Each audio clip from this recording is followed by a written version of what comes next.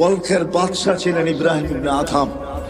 কয়েকদিন পরে রাজত্ব ছেড়া দিছেন। রাত্র জঙ্গলে কাটে, দিন মরুতে কাটে, অথবা রাত্র মরুতে কাটে, দিন জঙ্গলে কাটে। বহু দিন পর্যন্ত বলখালারা অবস্থান করছেন, অপেক্ষা করছেন হয়তো ইব্রাহিম ভুল বুঝবে, আবার রাজত্বে ফিরে আসবে।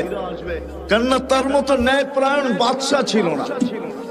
যেমন মানুষ ভালো ছিল, সেও ভালো ছিল, কিন্তু ইব্রাহিম ফিরেন নাই, ফকির জীবন গ্রহণ করছে। কোন একদিন সে ঘুরতে ঘুরতে বস্ত্রায় তারই এলাকায় চলে আসছে, তো বস্ত্রার মানুষ তাকে ঘিরা ধরছে, ইব্রাহিম রাজত্ব ছেড়া ফকিরি কেন গ্রহণ করলে? এখন রাত জঙ্গলে, দিন মরুতে, দিন জঙ্গলে, রাত মরুতে, এই জীবন কেন তুমি গ্রহণ করলে? বলছে, চারটা চিন্তা আমাকে পাগল বানায় ফেলছে। কয়টা? চারটা চিন্তা আমি পাগল। বলছে, সেই চারটা চিন্তা কি? বলছে, শোনো, মার পেটে যেদিন রু আসছে, সবকিছু লেখার সাথে সাথে দুটা জিনিসও লেখা হয়েছে। সেই দুটা জিনিস কি? বলে, আশাকিয়ুম আম সাঈদ, আমি নেককার না বদকার। ফালা আদরি মাযা কুতিব, আমি জানি না আমার ব্যাপারে কি লেখা হয়েছে। বলছে, ইব্রাহিম দ্বিতীয়, বলে যেদিন মালাকুল মউত আমাকে উঠায় নিয়ে যাবে, রূহ নিতে আসবে, দুটা সম্বোধনের যে কোনো একটা সম্বোধন আমাকে করবে। হয়তো বলবে আইয়াতুহান নাফসুত তাইয়্যিব, পবিত্র রূহ, অথবা বলবে অপবিত্র রূহ। দুটার যে কোনো একটা বলবেই বলবে। আগে বলবে ইলা রহিম ওয়া রাইহান, চলো শান্তিময় জগতের দিকে, অথবা আগে বলবে চলো তুমি কষ্ট আর কি দেখছো, চলো ওই কষ্টময় জগতের দিকে। তৃতীয় হয়তো বলবে চলো এরকম প্রভুর কাছে যে তোমার উপরে রাগান্বিত নয়, অথবা বলবে চলো এরকম প্রভুর কাছে যে তোমাকে দেখতে চায় না। বলে, ফালা আদরি মাযা ইউখাতিব, আমি জানি না আমাকে কি বলে সম্বোধন করা হবে। বলছে, ইব্রাহিম তৃতীয়, বলে কবরে যাওয়ার পরে কেউ প্রশ্ন উত্তরের জবাব দিতে পারবে, কেউ পারবে না।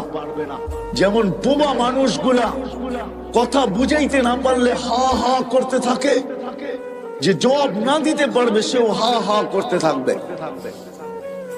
হা হা লা আদরি, আফসোস আমি জানি না। ইব্রাহিম আদম বলতেছে, জানি না আমি জবাব দিতে পারবো কি পারবো না। এটা তৃতীয় ভাবনা, তৃতীয় চিন্তা। বলছে চতুর্থ, বলে কিয়ামতের দিন দুই দল করা হবে। ওয়া আম্মা মান উতিয়া কিতাবাহু বিয়ামিনি ওয়া আম্মা মান উতিয়া কিতাবাহু বিশিমালি, আসহাবুল ইয়ামিন আসহাবুশ শিমাল, ফারিকুন ফিল জান্নাতি ওয়া ফারিকুন ফিস সাঈর। এক দল জান্নাতে, এক দল জাহান্নামে। আমি জানি না বি আইয়িল ফারিকাইন, আমি কোন দলের অন্তর্ভুক্ত আমি জানি না। যখন চারটাই চার ভাবনা আমাকে পাগল বানায় দিছে, তো বসরার সমস্ত মানুষ চিৎকার দিয়া বলতেছে, ইব্রাহিম শুধু তোমাকে পাগল বানায় নাই, আজকের থেকে তো তোমার কথা শুনে আমরাও পাগল, আমরাও পাগল, আমরাও পাগল হইতে বাধ্য। বাস্তবিক শেষ জায়গায় আমি চলে আসছি, আল্লাহকে পাওয়া। এই ছোট্ট জীবনটার উদ্দেশ্যই হলো আল্লাহ পাওয়া। কি কি পাওয়া? কি পাওয়া? আল্লাহকে পাওয়া। দুনিয়ার জীবনটা হয়তো কাটা যাবে, কেননা আল্লাহর প্রতিশ্রুতির কারণে কাটা যাবে, অঙ্গীকারের কারণে কাটা যাবে যে মৃত্যু পর্যন্ত তোমার দায় দায়িত্ব আমার উপরে। কিন্তু একটা দিন আসতেছে, ওইখানে একটা সেকেন্ড কাটবে না আল্লাহ ছাড়া, একটা সেকেন্ডও কাটবে না। কি ছাড়া? কি ছাড়া? আল্লাহ ছাড়া। না কবরে কাটবে, না হাসরে কাটবে, না মিজানে কাটবে, না পুলসিরাতে কাটবে, না জান্নাত মিলবে। কথা কিন্তু শেষ জায়গায় চলে আসছি, আসেন। এখন প্রশ্নের জায়গায় আসছি, আসেন। আল্লাহকে পাওয়া যায় তো কিভাবে পাওয়া যায়? আল্লাহকে রাজি করা যায় তো কিভাবে করা যায়? আল্লাহ পাওয়া উদ্দেশ্য, আল্লাহকে কিভাবে পাওয়া যাবে? আল্লাহকে কিভাবে সঙ্গে নেওয়া যাবে? অথচ আল্লাহকে তো চোখে দেখা যায় না, আল্লাহকে তো বর্ণনা দিয়ে শেষ করা যায় না, আল্লাহকে তো ধ্যান ধারণায় আনা যায় না।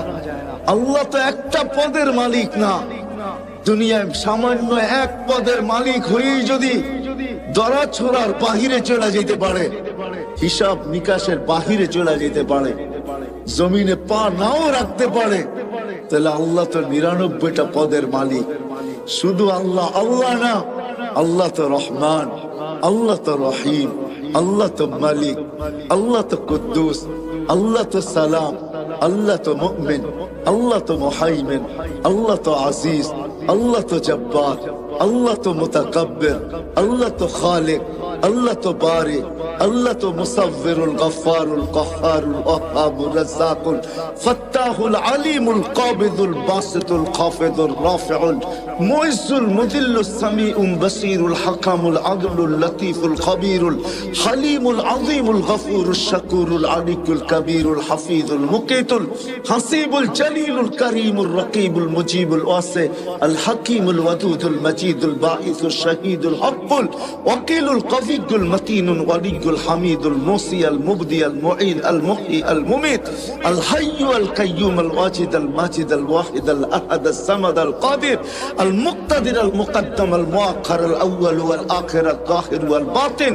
আল ওয়ালি আল মুতাওয়ালি আল বারর আত তাওয়াবুল মুনতাকিম আল আফু আর রাউফ মালিক আল মুলক যাল জালালি ওয়াল ইকরাম আল মুকসিত ওয়াল জামি ওয়াল গনি ওয়াল মুগনি আল মানি আল দার আল নাফি আল নূর আল হাদি আল বদি ওয়াল বাকি আল ওয়ারিস ওয়াল রশিদ আস সাবুর জাল্লে জালালু।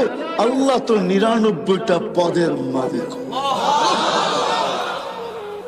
এই জন্য আল্লাহ আমাদের জন্য সহজ করছেন যে আমাকে পাইতে যদি চাও মনে প্রাণে, আর আল্লাহ এটাও ওয়াদা করতেছেন ওয়াজাদতানি উতলুবনি তাজিদনি। আল্লাহ বলে আমাকে যদি পাইতে চাও, যেমন দুনিয়ায় মানুষ হাজারো জিনিস চায়, কিন্তু চায় পায় তো কয়টা পায় বলেন? যা চাইছি সবকিছু পেয়ে গেছি? কতটুক পাইছি, কতটুক পাই নাই?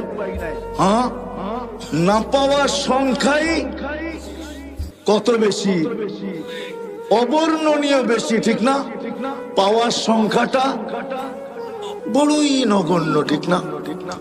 কিন্তু আল্লাহ বলতেছে শোন, উতলুবনি তাজিদনি, তুই আমাকে মন দিয়া পাওয়ার ইচ্ছা করে দেখ, তোর পাইতে হবে না, আমি আল্লাহ তোকে পাওয়ায়, আমি নিজে তোর হাতে ধরা দিয়া দিব, তোকে আমার বন্ধু বানায় নিব। আল্লাহকে চাইলে কিন্তু পাওয়া যায়, কিন্তু প্রশ্ন আমি তুলে দিছি, চোখে দেখা যায় না, ধ্যান ধারণায় আনা যায় না, বর্ণনা দিয়ে শেষ করা যায় না। পাবো তো আল্লাহকে কিভাবে পাবো? যদি আমার এই ছোট্ট জীবনটার উদ্দেশ্য শুধুমাত্র আল্লাহকে পাওয়া, নারীর জীবনের উদ্দেশ্য আল্লাহ পাওয়া, পুরুষের জীবনের উদ্দেশ্য আল্লাহ পাওয়া, যুবকের জীবনের উদ্দেশ্য আল্লাহ পাওয়া, হাটওয়ালার জীবনের উদ্দেশ্য আল্লাহ পাওয়া, বাজারওয়ালার জীবনের উদ্দেশ্য আল্লাহ পাওয়া, মেইলওয়ালার জীবনের উদ্দেশ্য আল্লাহ পাওয়া, ফ্যাক্টরিওয়ালার জীবনের উদ্দেশ্য আল্লাহ পাওয়া, অফিসওয়ালার জীবনের উদ্দেশ্য আল্লাহ পাওয়া, আদালতওয়ালার জীবনের উদ্দেশ্য আল্লাহ পাওয়া, ঘরওয়ালার জীবনের উদ্দেশ্য আল্লাহ পাওয়া, বাড়িওয়ালার জীবনের উদ্দেশ্য আল্লাহ পাওয়া, রোডওয়ালার জীবনের উদ্দেশ্য আল্লাহ পাওয়া, ঘাটওয়ালার জীবনের উদ্দেশ্য আল্লাহ পাওয়া। যেইখানে মানুষ রূপে পা দিল তার জীবনের উদ্দেশ্য হলো আল্লাহ পাওয়া। আল্লাহ বলে আমাকে পাবে তো পাবে কিভাবে? তা আল্লাহ সহজ করছেন। আল্লাহ বলে আমাকে যদি পাইতে চাও আর আমাকে পাওয়ার জন্য যদি তুমি চেষ্টা কদম বাড়াইতে চাও, তাইলে শোনো, আমাকে পাবে। কোথায় পাবে? বলতে আমার বন্ধুর গোলামির ভিতরে আমাকে পাবে। আমার বন্ধুর গোলাম হয়ে যাও, মুহাম্মদুর রাসূলুল্লাহর গোলাম হও, মুহাম্মদুর রাসূলুল্লাহর আদর্শকে আদর্শ বানাও, ক্যারিয়ারকে ক্যারিয়ার বানাও, লাইফ স্টাইলকে লাইফ স্টাইল বানাও। মুহাম্মদুর রাসূলুল্লাহ সাল্লাল্লাহু আলাইহি ওয়াসাল্লামের জীবনকে তুমি তোমার জীবনীকে তোমার জীবন বানাও। যে আমার বন্ধুর রঙে রঙবে, তো আরবের ওই হাদিসই সত্য, যেটাকে কোন কবি তার কবিত্বের ভাষায় বলছিলেন, क्या वफा तूने मोहम्मद से तो हम तेरे हैं, ये दुनिया क्या चीज है, लौह कलम तेरे हैं। আল্লাহ বলতে চাইতেছেন আমার বন্ধুর গোলাম হয়ে দেখ, আমি তোর হয়ে যাব। এই মাটির দুনিয়ার কি জিনিস, সমগ্র জগৎ তোর হাতে উঠায়া দিয়া দেব। এটারই প্রমাণ সাহাবায়ে কেরাম দিছেন যে দেখো তোমরা যান্ত্রিক জিনিসকে হ্যাক করো, মেশিন দিয়া মেশিন হ্যাক করো, আল্লাহ আমাদের হাতে সব উঠায়া দিছেন। আমরা ইশারা করতে দেরি, সূর্য হ্যাক হইতে দেরি হয় না। কি দিয়ে হ্যাক করছেন? হ্যাঁ, সূর্য মনে হয় সামিয়ানার উপরেই, ঠিক না? কত দূরে? কত? আরে বলেন না, 9,30,00,000 মাইল দূরের সূর্যকে ইশারা দিয়া কি করতেছে? মনে হয় সূর্য হাঁটে, ঠিক না? গতি কত পার ঘন্টায় জানেন? 6 লক্ষ কিলোমিটার পার ঘন্টায় তার গতি। আলী রাদিয়াল্লাহু তাআলা নু থামায়া দিছে, থাম, আসর পড়ি না, জাগারটা জাগায় এক। দুনিয়ার কত বড় হ্যাকার, সাহাবায়ে কেরাম সবচেয়ে বড় হ্যাকার ছিলেন। আপনারা তো মেশিন দিয়ে হ্যাক করে, যুবকরা ওনারা ইশারা দিয়ে হ্যাক করে। কি দিয়া? আল্লাহর কথা সত্য। যদি বুঝে আইসা থাকে, কালকে ইনশাআল্লাহ সময় আগে বাড়াবো, লম্বা সময় দিব, 12:30 পর্যন্ত তো ইনশাআল্লাহ দিবই, যদি বেঁচে থাকি আর কি। আর যদি আপনাদের মনে লেগা থাকে, বিদায় আজকে এইখানেই পরিসমাপ্তি ঘটাইতে চাই এই ওয়াদার উপরে যে আসেন নবীর আদর্শ শিখি, নবীর জিন্দেগি শিখি। যদি আল্লাহকে পাইতে চাই, আল্লাহ পাওয়া ছাড়া দুনিয়া হয়তো চলে যাবে ওয়াদার উপরে, কিন্তু আখিরাতের এক মুহূর্ত চলবে না, না, না, না। আখিরাত চিরঞ্জীব, চিরদিন। দুনিয়া ক্ষণস্থায়ী, আখিরাত চিরস্থায়ী। এই জন্য সবার কাছে দরখাস্ত, নবীর আদর্শ শিখবো তো?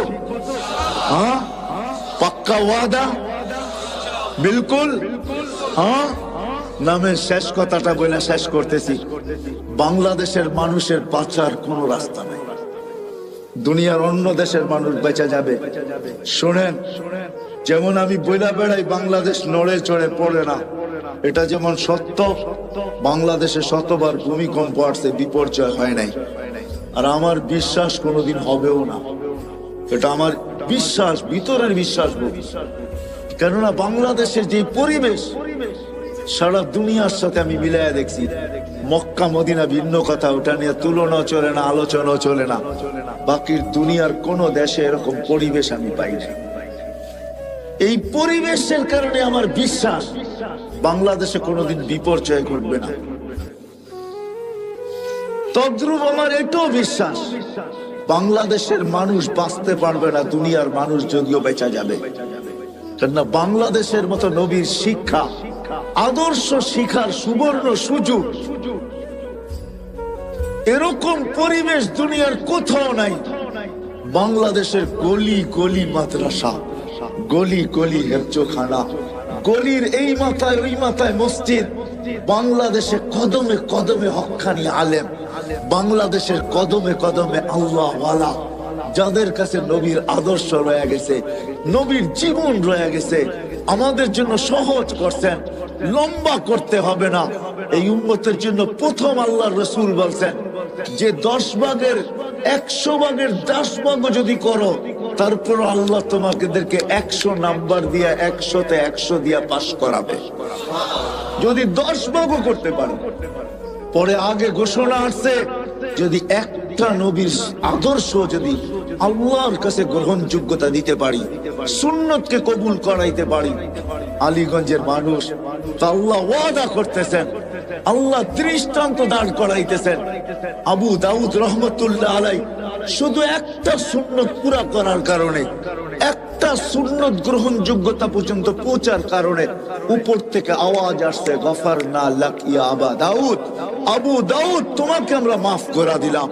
নবীর একটা সুন্নতের দ্বারা এই উম্মত মাফ পাবে।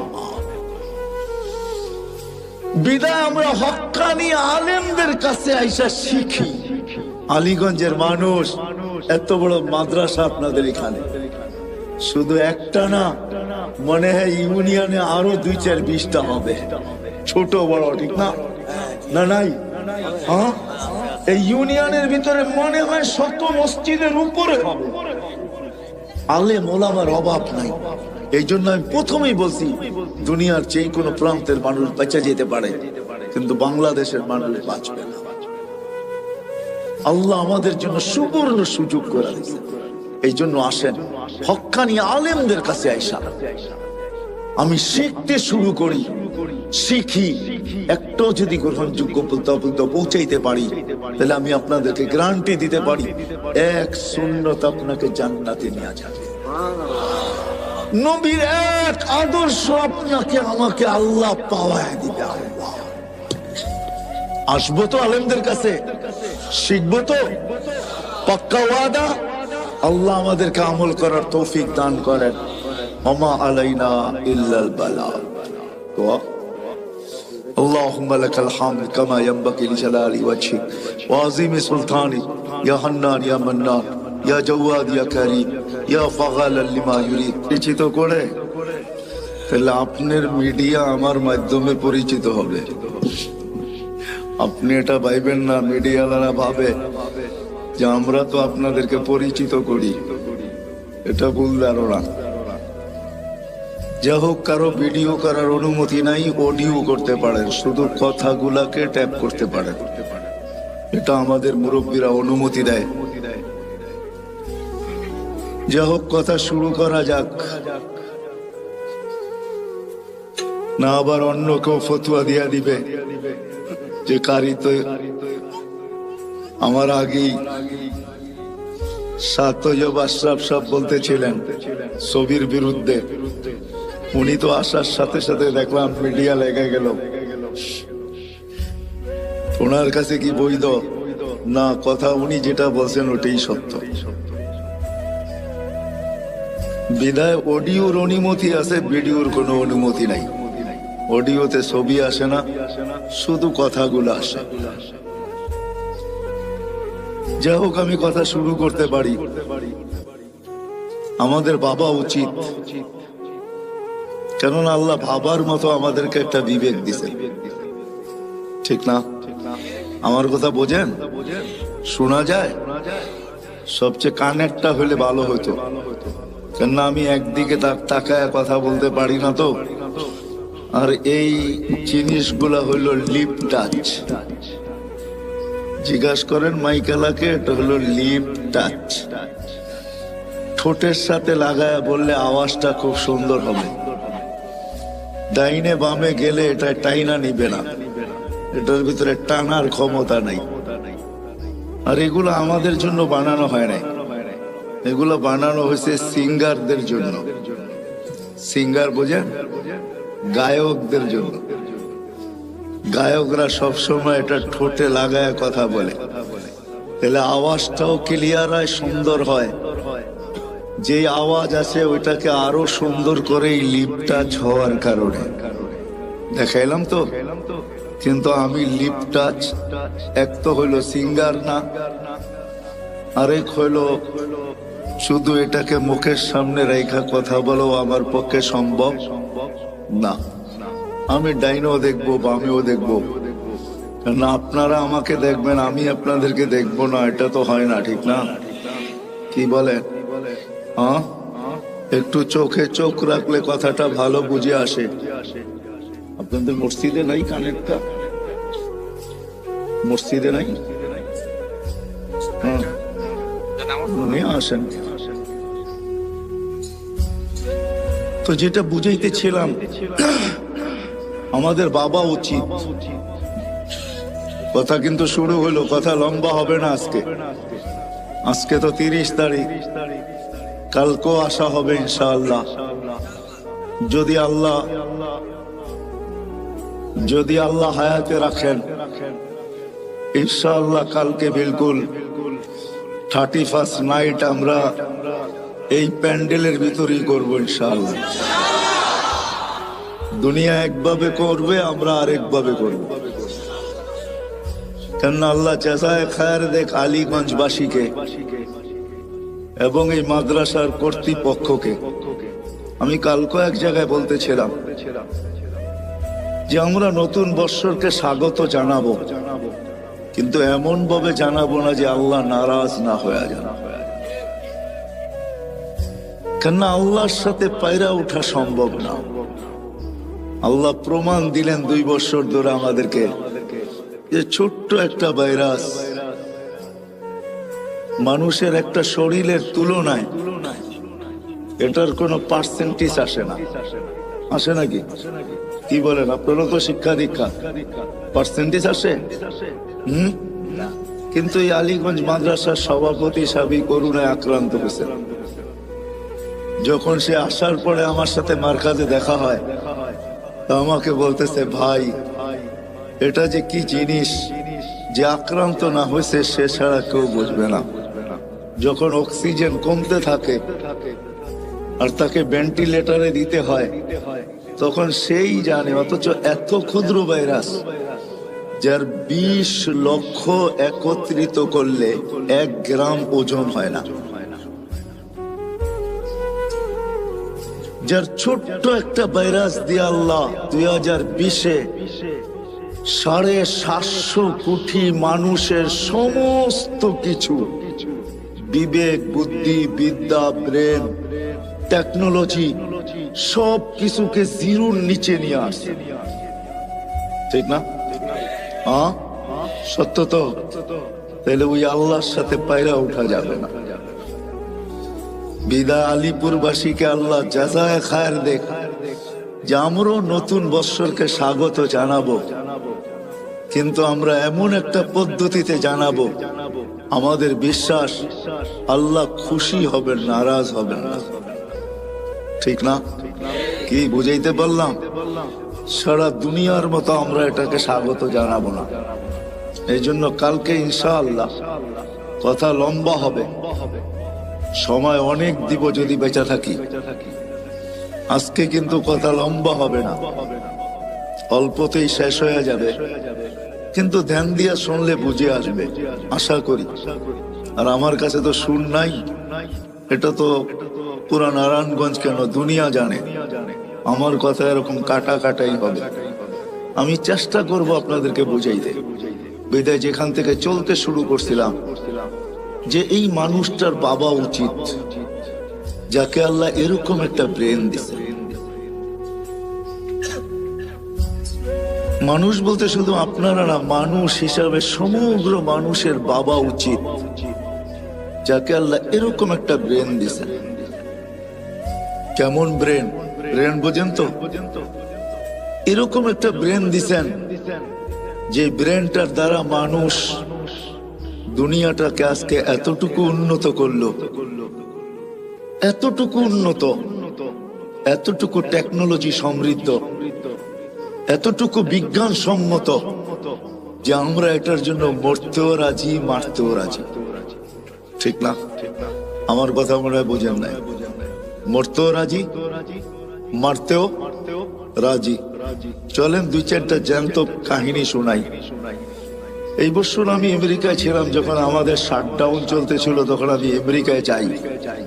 অক্টোবরের মনে হয় 22-23 তারিখে আমি আমেরিকার থেকে আসছি।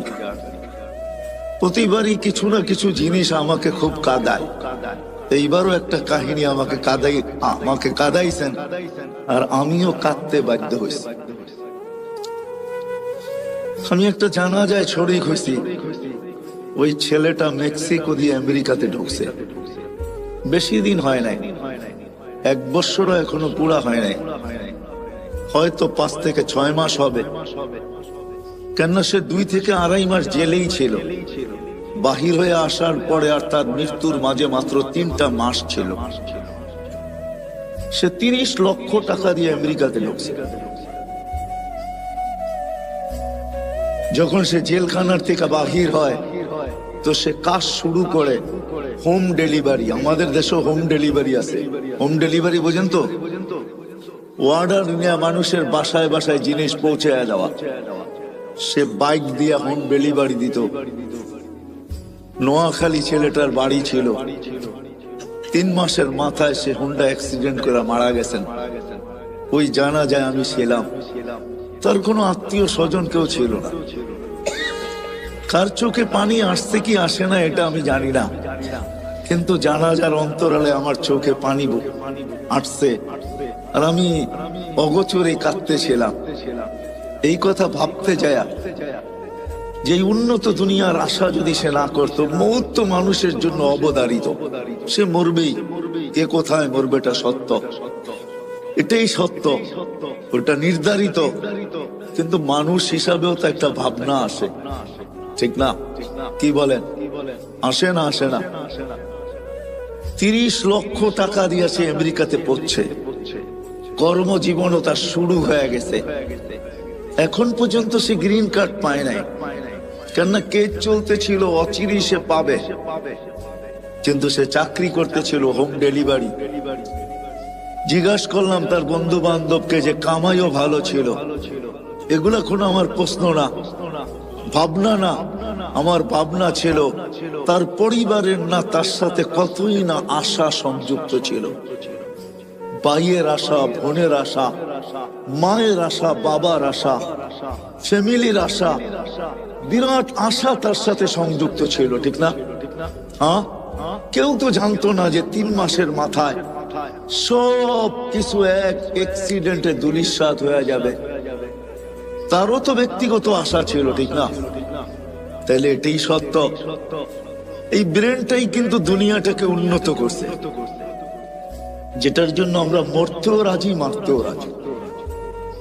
এরকম আরো কয়েকটা কাহিনী আছে যা আমার সাথে ঘটছে। 2019-এর কাহিনী। 2 ছেলে যখন জেলখানার থেকে বাহির হওয়ার পরে আমার সাথে সাক্ষাৎ হয় লস এঞ্জেলিসে। আমি জিজ্ঞেস করলাম, তোমরা জেলখানায় গেলে তো কেন গেলে? তো বললো, আমরা মেক্সিকো দিয়ে ঢুকতেছিলাম, পুলিশের হাতে চলে গেছি। আজকে জেলখানার থেকে বাহির হয়েছি, আমাদের এখানে কেউ নাই। বিদায় আমরা নির্বাচিত করছি এখানে কোনো মার্কাজ আছে কিনা।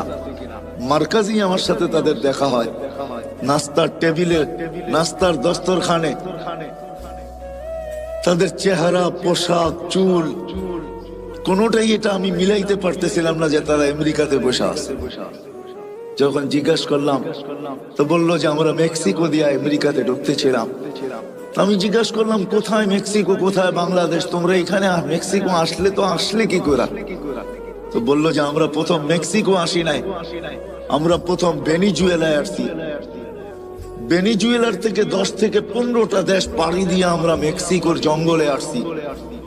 ওইখান থেকে আমরা আমেরিকাতে ঢুকছি। তো আমি বলতেছিলাম, তোমাদের সাথে কে ছিল? তোমরা 2 জনই ছিলে? তো বলতেছিল, না হুজুর, আমরা 2 জন ছিলাম না, বাংলাদেশে 3 জন ছিলাম। আমি বললাম যে আরেকজন কোথায়? তো 2 জনের চোখের পানি ছেড়া দিয়ে বলতেছিল, হুজুর, সে মেক্সিকোর জঙ্গলে হারায় গেছে, জানি না তার জীবনের পরিণতি কি করছে। আমি প্রশ্নের দিকে আপনাদেরকে নিয়ে যাইতেছি যে এই মানুষটার ভাবা উচিত, যাকে আল্লাহ এরকম একটা ব্রেন দিলেন, যাকে আল্লাহ সৃষ্টির ভিতরে সবচেয়ে উত্তম শিক্ষা দিলেন। মানুষের মতো শিক্ষিত আল্লাহ কাউকে করেন নাই। ফেরেশতাদেরকে যদি প্রশ্ন করা হয় আপনাদেরও নাই, তো ফেরেশতারা আগেই জবাব দিয়েছেন, লা ইলমা লানা ইল্লা মা আল্লামতানা। যতটুকু আপনি শিক্ষা দিয়েছেন এর চেয়ে বেশি না শিখার ক্ষমতা আমাদের আছে, না এটাকে ভুলার ক্ষমতা আমাদের আছে।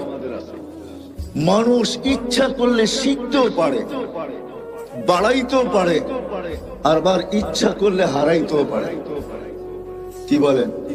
কত ডাক্তারি তো পাওয়া যাবে, ডাক্তারি বিদ্যা পড়ার পর সত্ত্বেও প্র্যাকটিস না করার কারণে, কোন হাসপাতাল বা ক্লিনিকের সাথে সংযুক্ত না হওয়ার কারণে, বাপদাদার ব্যবসার সাথে যুক্ত হওয়ার কারণে 2-10 বছর পরে সবকিছু ভুলে গেছে, সব হারিয়ে গেছে।